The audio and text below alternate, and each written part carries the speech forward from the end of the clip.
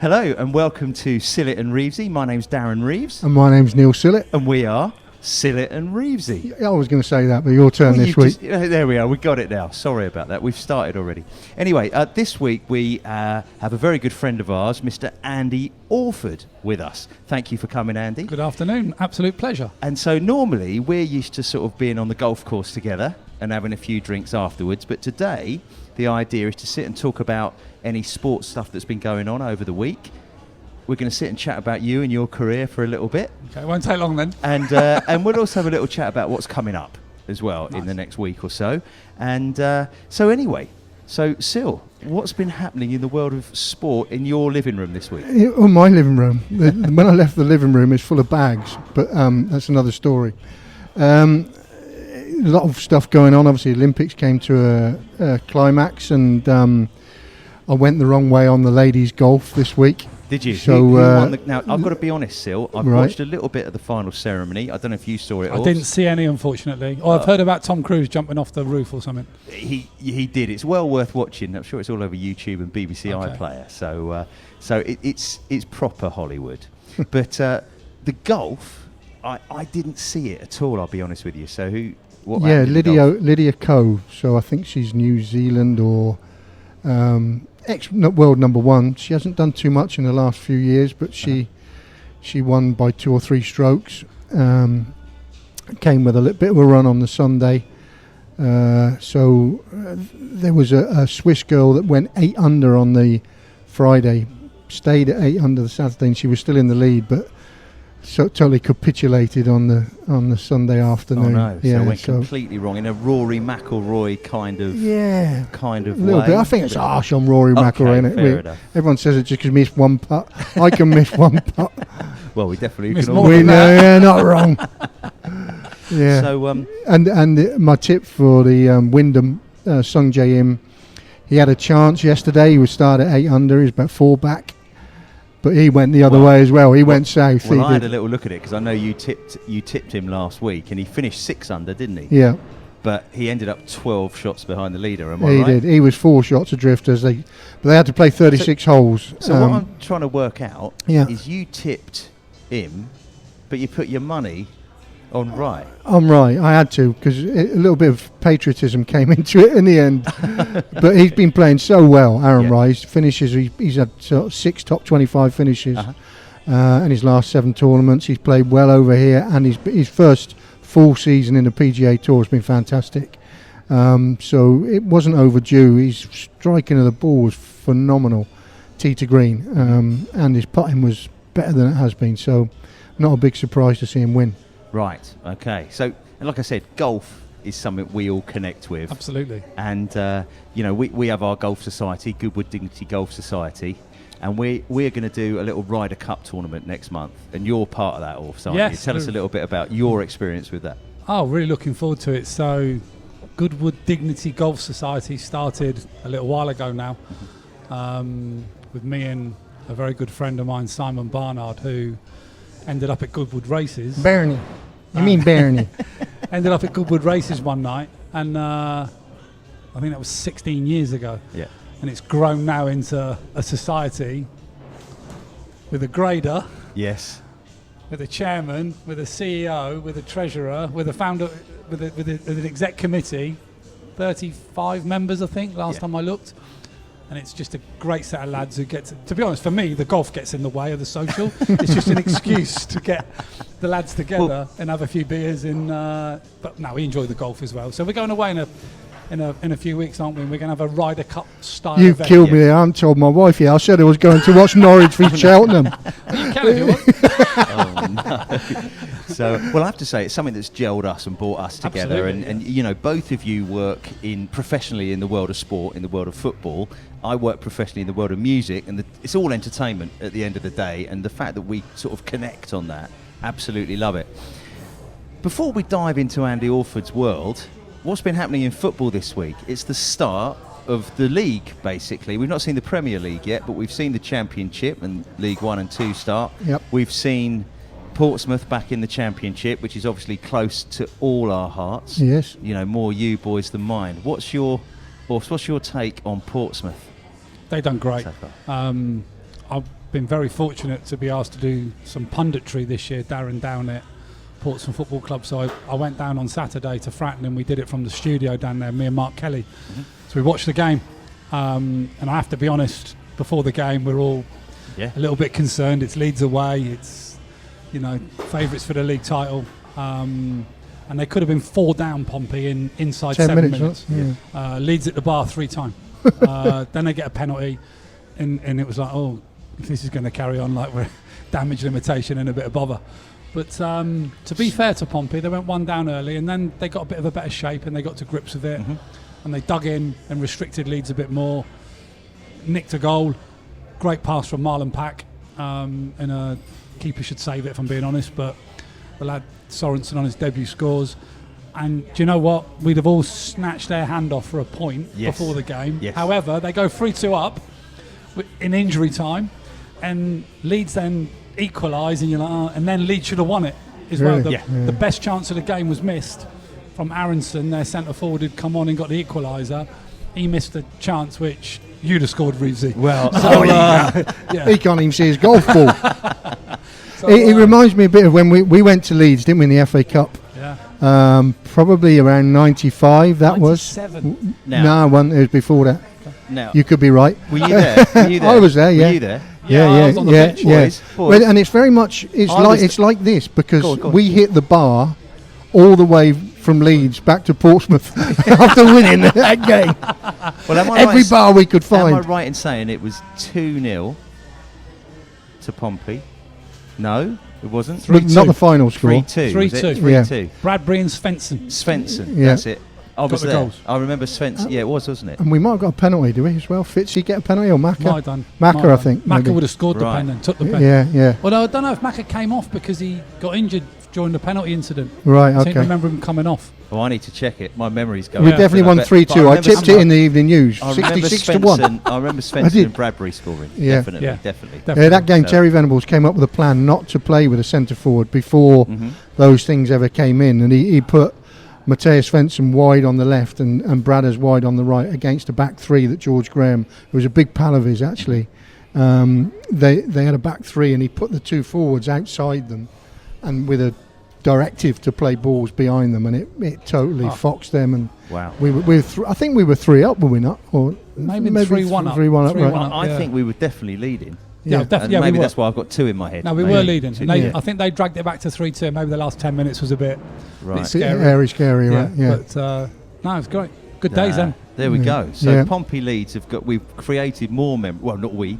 It's created more memories now. And I was at the go-karting circuit this weekend, boys, and I have to be honest, as a Pompey fan for 20, 30 years, whatever it is, in the Championship, in the 90s, in the Premier League, in the noughties, I loved it. But as we've seen, Pompey had a massive fall from grace and drop off. And really, my interest drifted a little bit. And Urs, we'll talk about you in a minute there. But I've got to say, I was really excited about being back in the Championship on Saturday. I think we all are. There's something now really special about that league. I think the club, the supporters, the fan base deserve to be in the Championship. I think they're at minimum. I think if we went to the Premier League tomorrow, I think we'd probably be punching above our weight as a club. But I think they're a Championship club. I think they if they can hold their own this year, it'd be fantastic. Well, there was a lot of social media stuff about how good the Pompey fans were coming from Leeds fans. So it's always been the case, hasn't it? But it's very much isn't just a Pompey podcast. Leeds played very well as well. Leeds played well. Yeah, there are other shops that we can shop from. You know what I mean? No, you're absolutely right. But what I say is the surprise element for me that I didn't expect Pompey to get anything. The 4-0 after 10 minutes was much more what I expected. Absolutely. But being the Championship for me is one of the most exciting leagues to watch. And I've got to say, I enjoyed watching Pompey in the Championship in the 90s when you were playing Orfs more than I probably enjoyed watching them in the Premier League in the noughties, because again, you didn't expect anything. No, Oxford started well. They beat Norwich. I was going to ask. You've got it all down there. Oxford beat Norwich on Saturday, which would have been a shock, and not many people would have fancied that at all. It's a competitive league, isn't it? It's tough. It's so tough. Tough league. 40 odd games, flat out. With any team can beat anyone, I think, in that league. So the teams that have come down, there's 2 of them play tonight. We're Monday today. Burnley. Is it Luton? Burnley. Luton. Yeah, tonight, which again will display the quality that there is in the league. It's going to be a tough league. Who do you fancy, Orf, to? In that league? Yeah. Looking at Leeds on Saturday, they missed some chances. Did they? Yeah. They missed some chances, and on another day, that's 8-3. Yeah.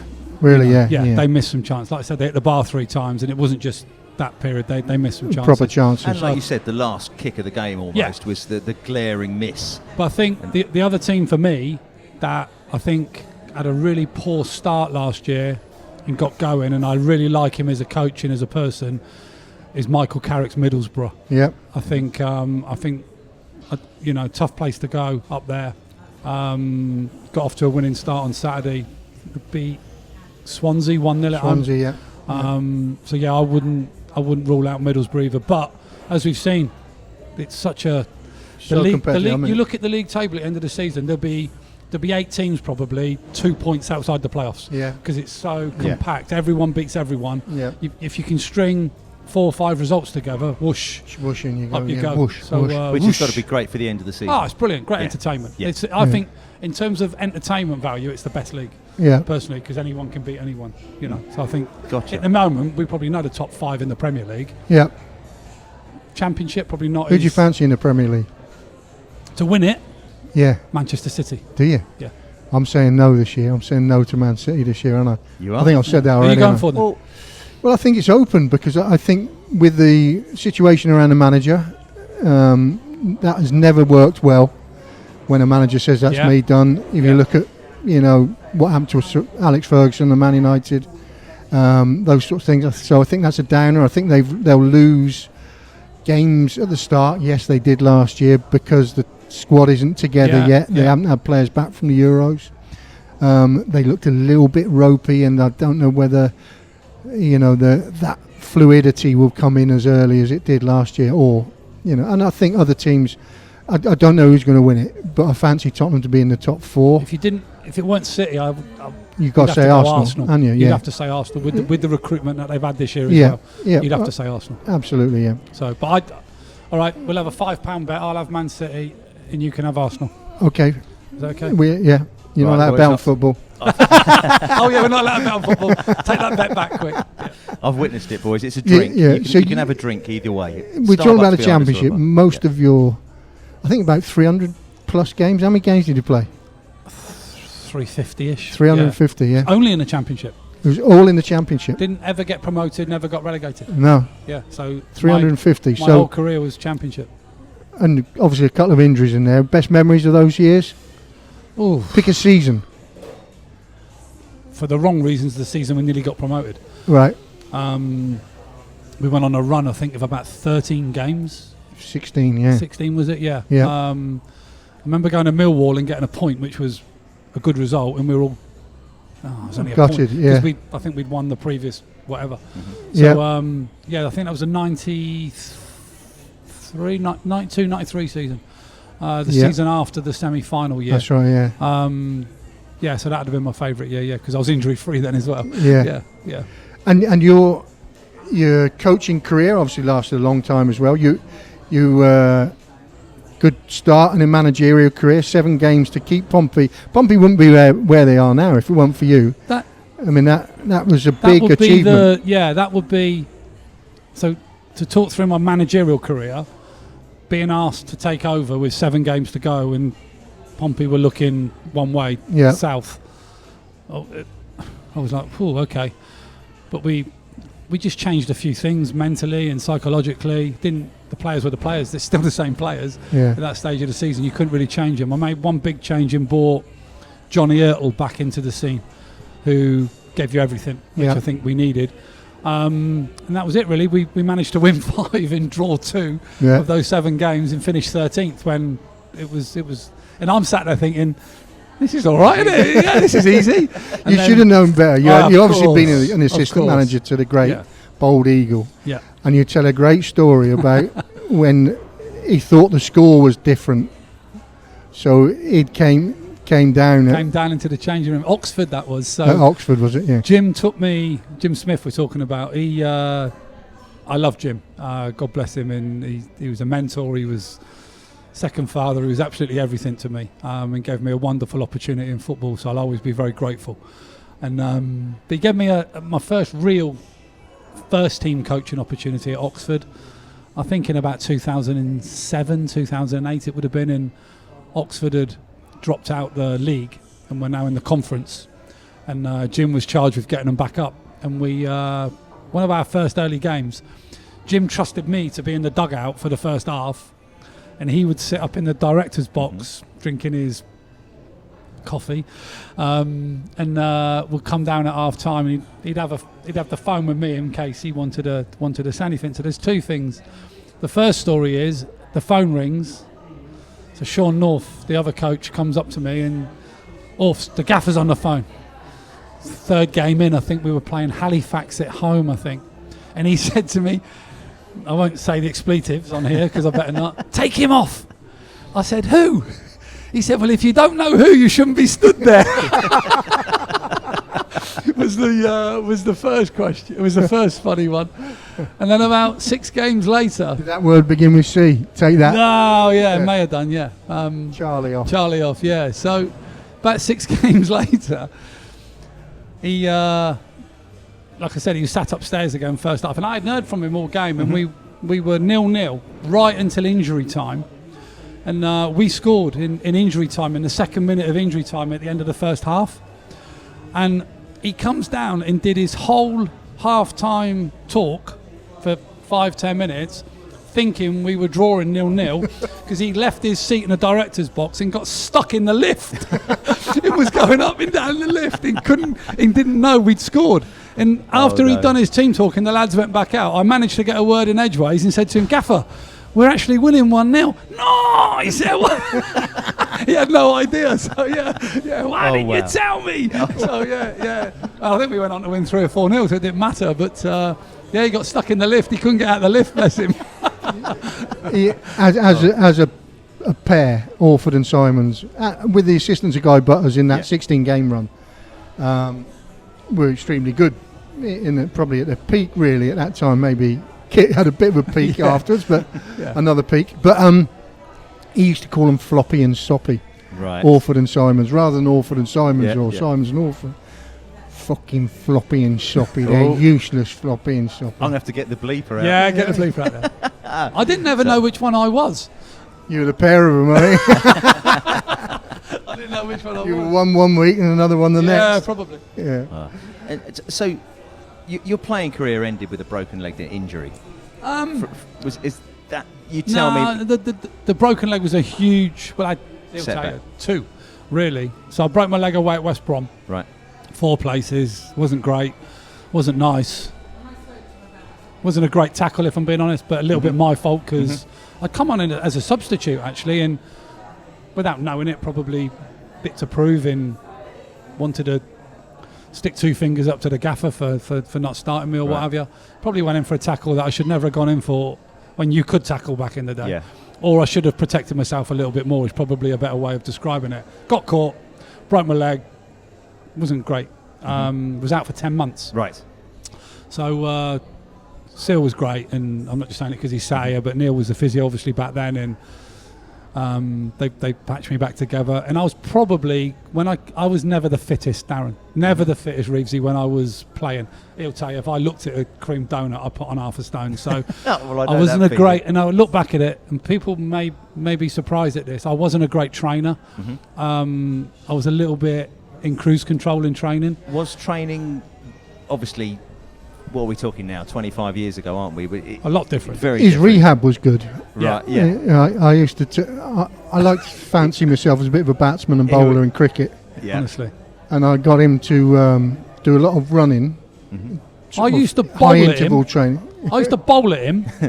He'd batter it, smack it 300 yards, and say to me, run after that and come back and bowl at me. And you've got 20 seconds to do it. And did you do it? I tried. Yeah. And when I got him out, that's it, then let's go. And where did you do this? Where was it? Well, we did it. South Sea Common was a little, was a good track.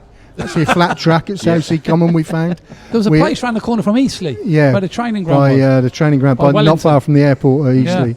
Yeah. We used to train there, and I used to bat there for quite a long He was time. a good batsman, Sil. He used to smack it miles. I wasn't a very good bowler though, see. So that was my next question was to ask him about cricket in a minute, but Right. I want to also know. So, when did your career end, and what was the? So let me, going back to the story. Going back to you. I had the broken leg. Yeah.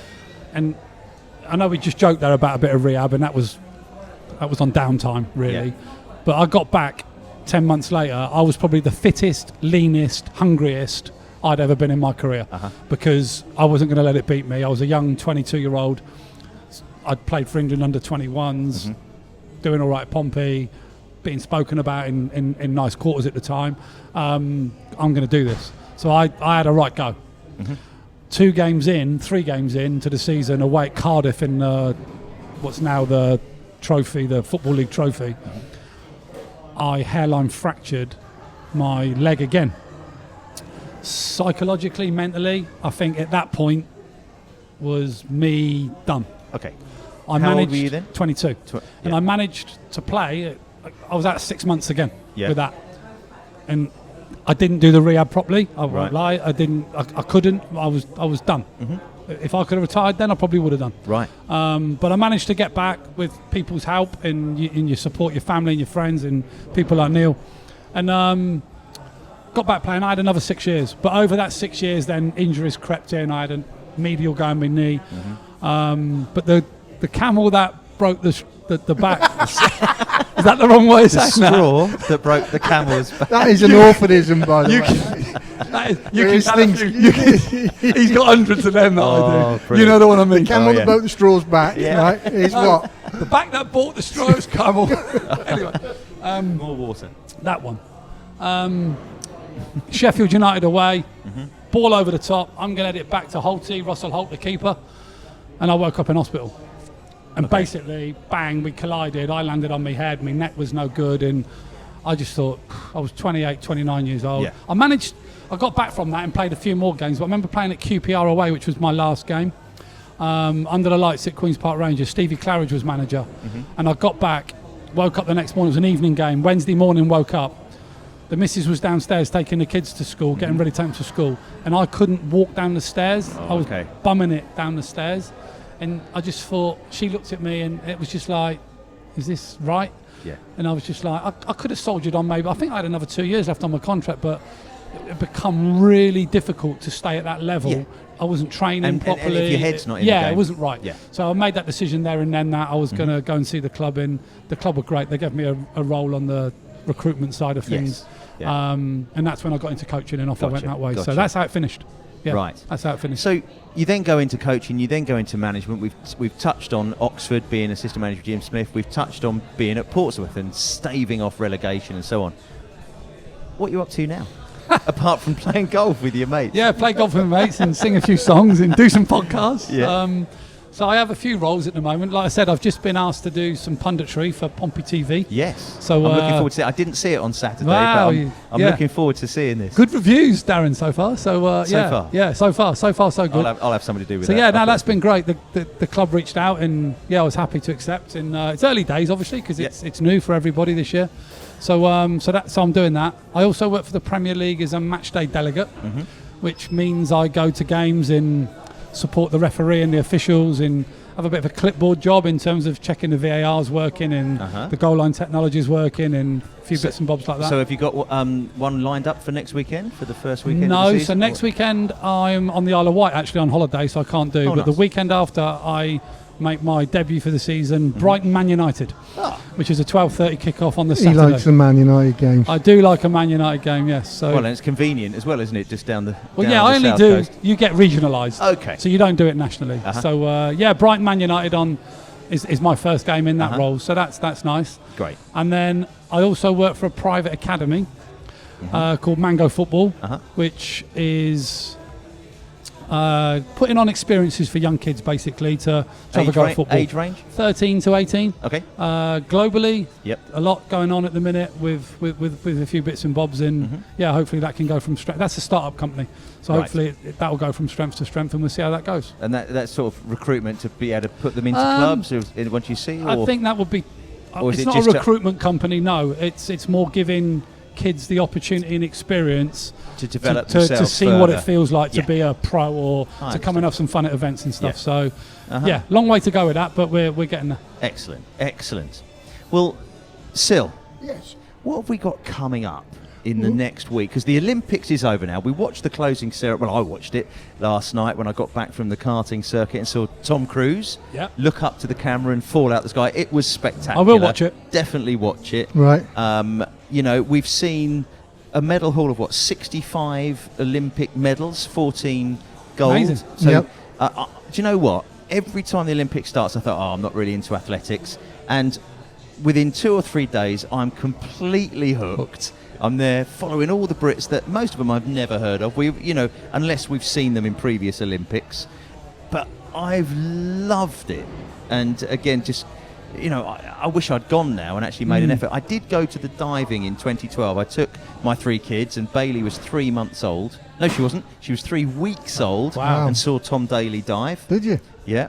So, but it was only just across the road, really, wasn't it? Across the water. Yeah. In Paris, and Yeah, we could have gone. well, I was in Paris back in April, and they were setting it all up, and it was just everywhere was scaffolding and roadworks and total chaos.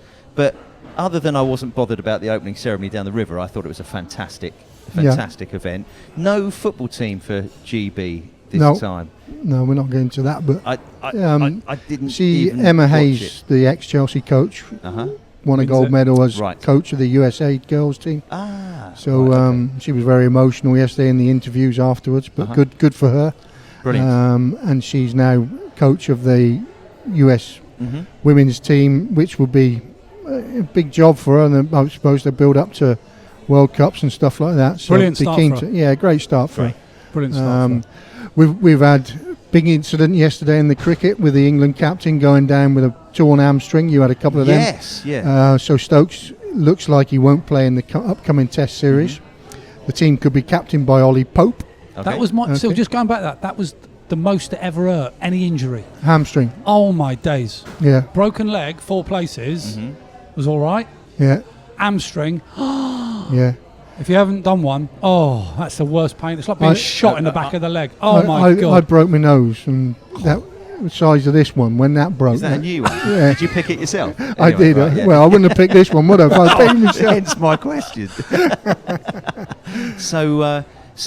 No, I'm good with doing my Achilles I play a little bit of five-a-side football, and Oh, I every remember you week doing I'm that, hobbling yeah. away with my Achilles, and Yeah. I'll never learn. And No, I'll never learn. But it's a bit of fun for me. It's a bit of difference. I don't take it as seriously as I take my golf. That's for sure. No. And after, The golf Oh, handicap's sneaking now. up. I don't know whether the grader's trying something on here. I've seen Now. this. You seen Now. it? I've witnessed got, it. Have you I've got witnessed tabs on it? Sil witnessed. I'm all over it. My worst golf I've ever played on Thursday. No, he We didn't. won't- No.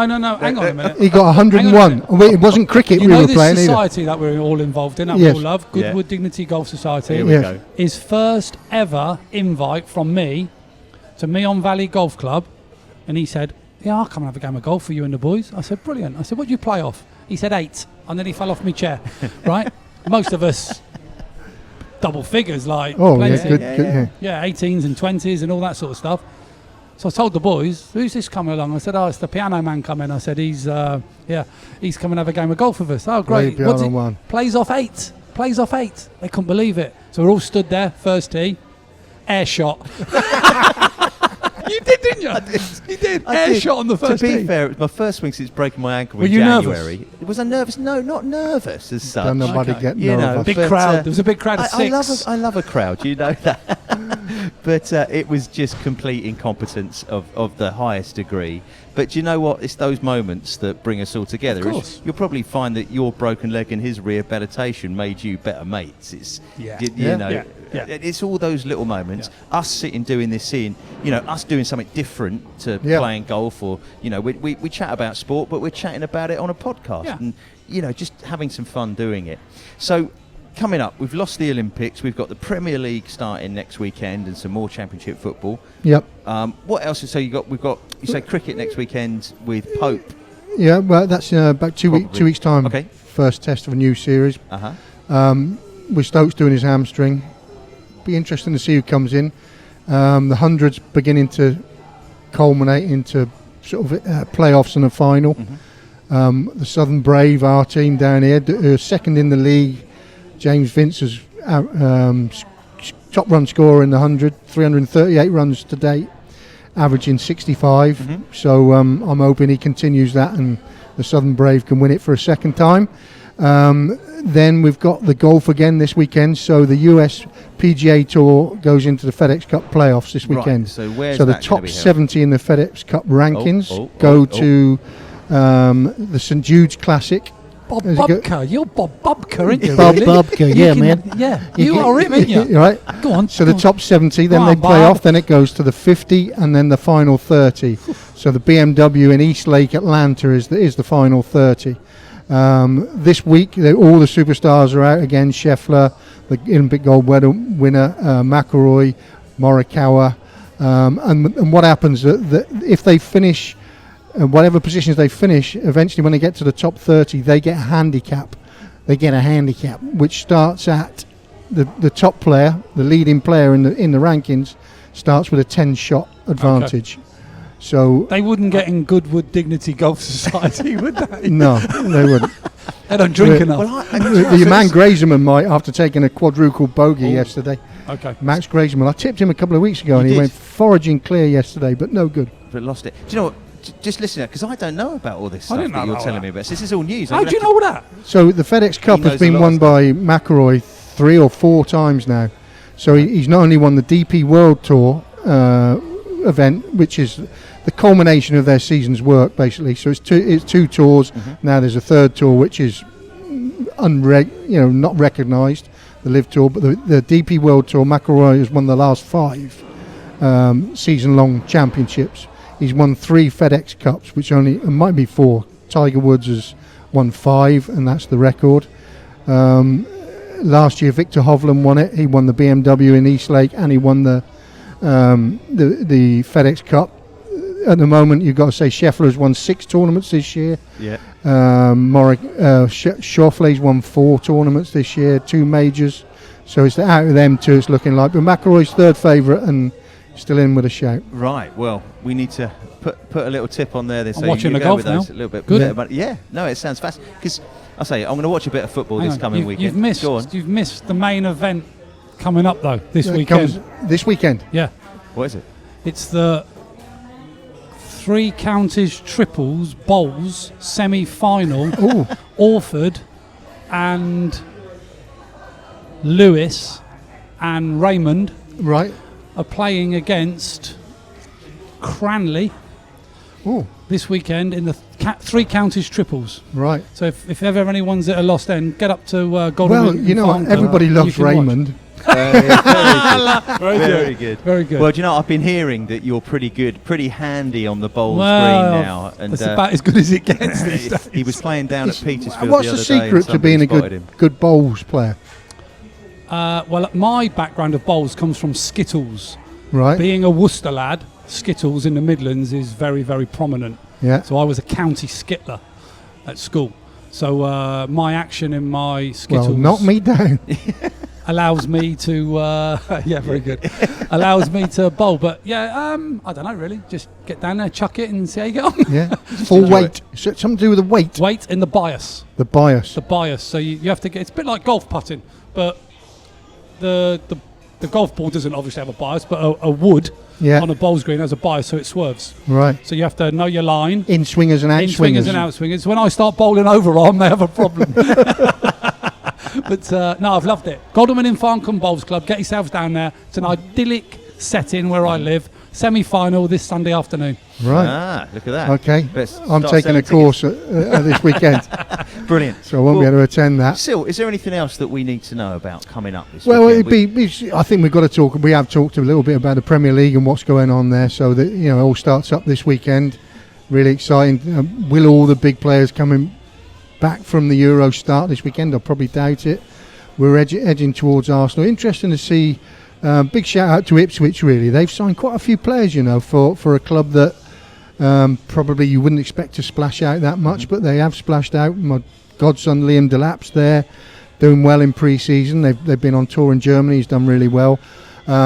He was so impressed with the manager Kieran McKenna that he was blown away by him, literally. So and one of your protege there, Chaplin. Connor Chaplin. Mm-hmm. Yeah. Be interesting to see how they do. I'm keen to see them do well. They've got. You always say you want to play the big boys early. They play Liverpool at home, Right. Man City away for opening 2 games of the season. Which what we just said, will all the big boys be playing for those clubs? Yeah. And do they think it's Ipswich? So we'll give them another couple of weeks training or whatever. Right. They might catch one cold. If they get 1 point out of them first 2 games, they'll be delighted. Absolutely. So can they do that? But no, big season coming up. But good club, Ipswich. Yeah, and I'd like to see him do well. I mean, he's a manager on the up. I think he turned Chelsea down before Maresca took the job.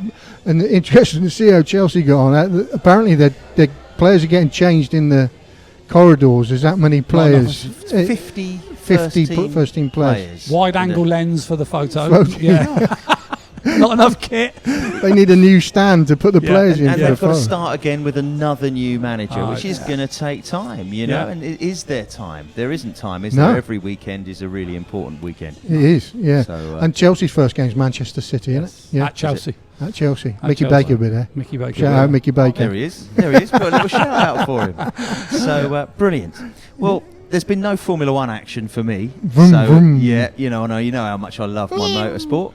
And so I've been at the karting circuit with my son Lucas, and he was running 3rd down in Dorchester Was he? this weekend. Big which is improvement from his last effort. It was a nightmare, mate. The last Yeah. time we qualified last in the nationals on the grid. Can you qualify weekend. last? Well, you're just the last. Yeah, you know.